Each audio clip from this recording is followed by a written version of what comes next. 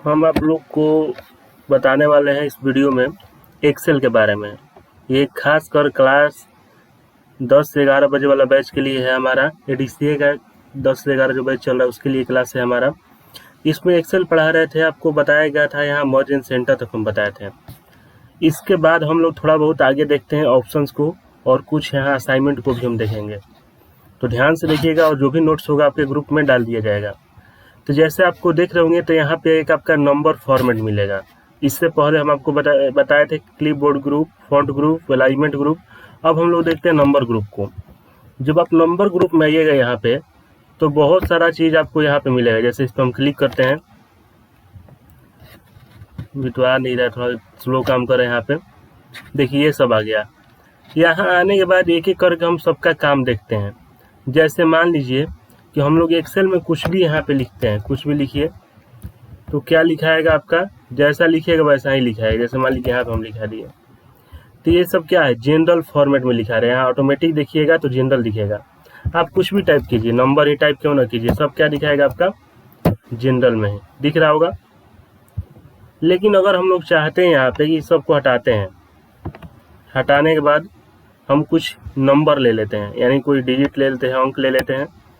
जैसे मान लीजिए 2026 ले लिए, यहाँ पे गए, जो जनरल दिख रहा है जनरल को हटा के हम लोग कर लेते हैं क्या यहाँ पे, तो हम लोग नंबर करेंगे। थोड़ा सा स्लो चल रहा है यहाँ पे।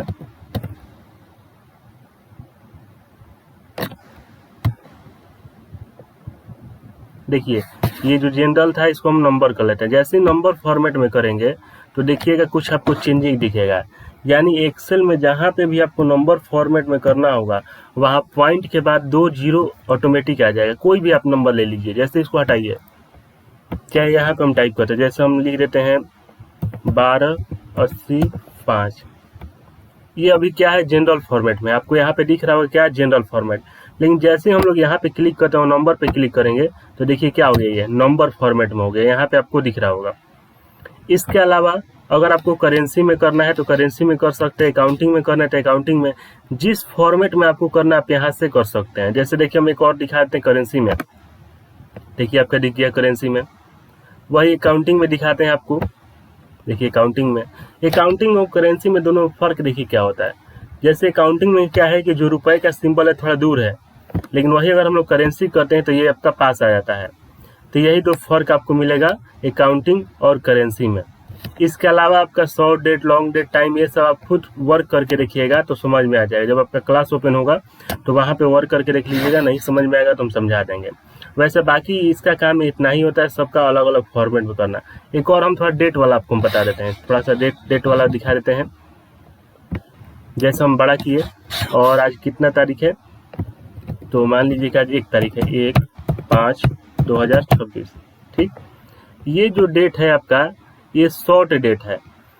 अगर आप चाहते हैं यहाँ पर लॉन्ग डेट करना तो इस पर क्लिक कीजिएगा, देखिए लॉन्ग डेट आ गया 1 मई 2026।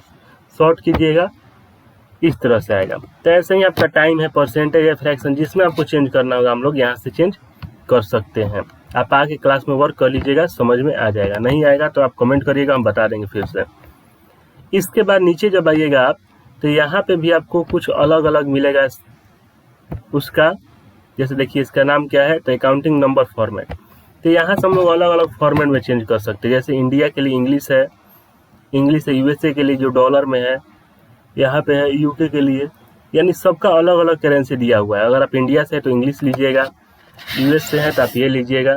तो आपका अलग अलग यहाँ पे फॉर्मेट नंबर का मिल जाएगा। इसके साथ परसेंटेज है, अगर आप चाहते हैं परसेंटेज में बदलना यहाँ से तो आप ये भी चेंज कर सकते हैं। जैसे मान लीजिए हम यहाँ पे लिखते हैं कितना, 20 लिख दिए। अब 20 को क्या करना चाहते हैं कि परसेंटेज में चेंज करना चाहते हैं, तो हम जाएंगे यहाँ पे क्लिक करेंगे, देखिए क्या कर दिया, परसेंटेज में कर दिया। लेकिन एक चीज और रखिएगा, आप ध्यान से देखिएगा, तो जब 20 था परसेंट में चेंज किया तो यहाँ पे क्या आ गया, 2000% आ गया। तो यहाँ पे हम लोग ऐसे नहीं चेंज करके हम लोग क्या करेंगे, तो पहले क्या करेंगे कि हम लोग जहाँ पे परसेंटेज चाहिए उस कॉलम को सिलेक्ट कर लेंगे और पहले ही परसेंटेज में चेंज कर लेंगे। जैसे परसेंटेज में हमारा इतना में लग गया, अब जाते हैं यहाँ से हम लिखते हैं, देखिए ऑटोमेटिक हमारा परसेंटेज में लिखाते चला जाएगा।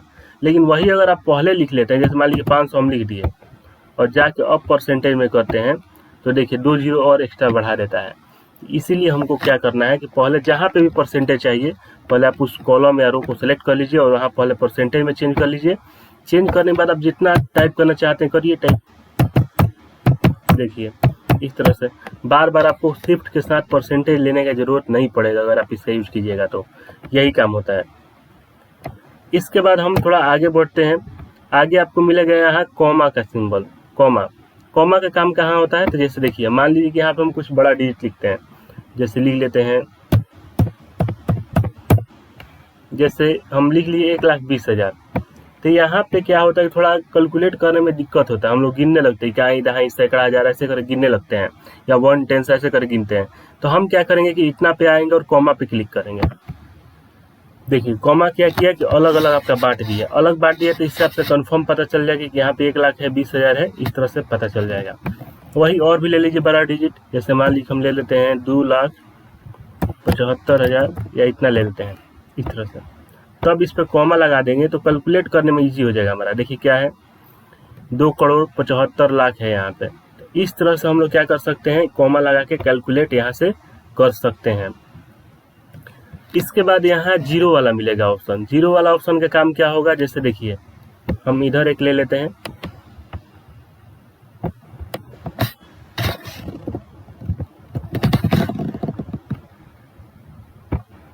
इस तरह से आ गया और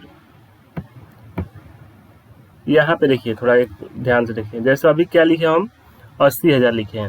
अब हम चाहते हैं कि पॉइंट के बाद जीरो को हम बढ़ा दें, तो इस पे हम करेंगे इंक्रीज डेसिमल। जैसे ही करेंगे तो पॉइंट रख के आपको क्या करेगा, बढ़ा देगा। वही डिक्रीज डेसिमल है, इससे क्या करेगा, घटा देगा। यानी इंक्रीज डेसिमल और डिक्रीज डेसिमल से क्या होगा, जीरो को घटा देगा। वैसे ही मान लीजिए यहाँ पे हमको करना है कि हम चाहते हैं कि यहाँ पे 0 दशमलव के बाद नहीं रहे, तो हम यहाँ से क्या करें, डिक्रीज कर देंगे। देखिए घट गया, सिंपल आ जाएगा। बढ़ाना है तो बढ़ा भी सकते हैं। तो यही इंक्रीज और डिक्रीज का काम होता है। आई होप आपको इतना समझ में आया होगा। अब ऑप्शन में तो हम इतना बता दिए। अब थोड़ा बहुत हम आपको एक छोटा सा असाइनमेंट दिखाते हैं। जैसे आगे वाला ऑप्शन भी हम आपको बताएंगे, बट छोटा सा एक असाइनमेंट आपको यहाँ पे खुद हम बना के दिखाते हैं। नया पेज लेते हैं और खुद एक हम छोटा सा असाइनमेंट आपको बना के दिखाएंगे। ध्यान से देखिएगा। जैसे यहाँ पे हम ले लेते हैं एक आइटम्स नेम, आइटम्स हो जाएगा। उसके बाद यहाँ पे रेट ले लेंगे, रेट क्वांटिटी टोटल। और इसको हम आपको बताए थे कि थोड़ा बहुत सजा देना अच्छा लगेगा, ताकि सेंटर में करके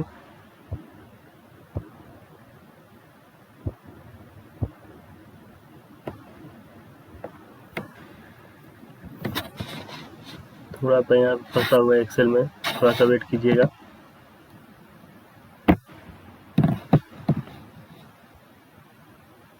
इस तरह से आ गया। थोड़ा बोल्ड भी इसको कर देते हैं, हल्का सा बोल्ड यहाँ से। अब कुछ हम आइटम्स नेम लिख लेते हैं, जैसे पेन हो गया।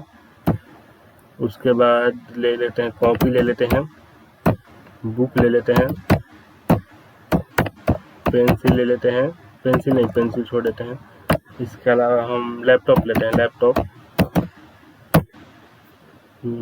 इसके बाद और क्या ले सकते हैं, फ़ोन ले लेते हैं। इतना सारा हम टाइप कर दिया असाइनमेंट।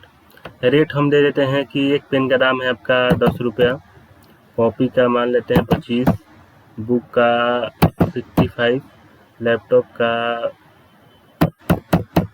40,000 और फ़ोन का मान लेते हैं कि 15,000। और यहाँ पे क्वांटिटी लिख लेते हैं, जैसे क्वांटिटी 2 कर देते हैं, 5 4 5 2। इस तरह से क्वांटिटी ले लिए। अब आपसे क्वेश्चन क्या पूछा जाएगा कि जैसे कुछ आइटम्स नेम दिया हुआ है, उसका रेट और क्वांटिटी दिया है, तो आप टोटल निकालिए। तो हम लोग बचपन में जो फॉर्मूला पढ़े हैं वही सिंपल यहाँ पे भी यूज होगा। आप चाहें तो दिमाग लगा भी सकते हैं यहाँ पे। देखिए कैसे, जैसे यहाँ पे क्या दिया है कि एक पेन का दाम कितना है, 10 रुपया। तो आपको क्या निकालना है, 2 पेन का दाम निकालना है। तो हम लोग तो सिंपली कैलकुलेशन कर ही सकते हैं, बहुत ईजी है। वैसे ही ठीक एक्सेल में भी होता है कि जैसे एक पेन का दाम आपका 10 रुपया दिया है तो 2 पेन का कितना होगा। वैसे ही एक कॉपी का दाम 25 है तो 5 कॉपी का कितना होगा। वैसे ही एक बुक का दाम 65 है तो 4 बुक का कितना होगा। तो एक एक करके थोड़ा हम फार्मूला से देखते हैं। फार्मूला क्या होगा, तो equal to rate into quantity. एक चीज ध्यान दीजिएगा, रेट कहने का मतलब क्या है, रेट का सेल एड्रेस। ये नहीं कि आप यहाँ से जाके रेट उठा के यहाँ लिख लीजिएगा, नहीं, इक्वल टू पहले देना होता है, उसके बाद रेट का सेल एड्रेस और इनटू कर दीजिएगा यहाँ से, और जैसे ही इस पर क्लिक कीजिएगा तो आपका क्वांटिटी का सेल एड्रेस आ जाएगा। ये आप टाइप भी कर सकते हैं दोनों को, और इंटर करिएगा तो क्या हो जाएगा, यहाँ पे देखिए टोटल निकल गया। और जैसे ही हम इस पर डबल क्लिक करेंगे तो हमारा सबका सब आ जाएगा, सबका देख लीजिए। तो यही था आपका सिंपल एक असाइनमेंट। तो इसके अलावा आपको हम नेक्स्ट वीडियो में अच्छा से और समझा देंगे, और अच्छा असाइनमेंट आपको हम बताएंगे। तब तक इतना देख लीजिए, और जो असाइनमेंट ये बताए हैं इसको आपको कॉपी पे लिखना है। असाइनमेंट 1 2 ऐसे कर करके आपको कॉपी पे लिखना है, और जो यहाँ पे भी डाउट होगा कमेंट कीजिएगा, बता देंगे। और नेक्स्ट वीडियो बहुत जल्दी लाएंगे, और उसमें भी हम आपको आगे समझाएंगे। और बाकी सब जितना नोट्स रहेगा स्टार्टिंग से जितना हम पढ़ाएं, क्लिप बोर्ड ये सबका हम आपका ग्रुप में भेज देंगे, तो उसके लिए टेंशन नहीं लेना है। तो बस आज के लिए इतना ही रहने दीजिए, आगे हम लोग नेक्स्ट क्लास में देखेंगे।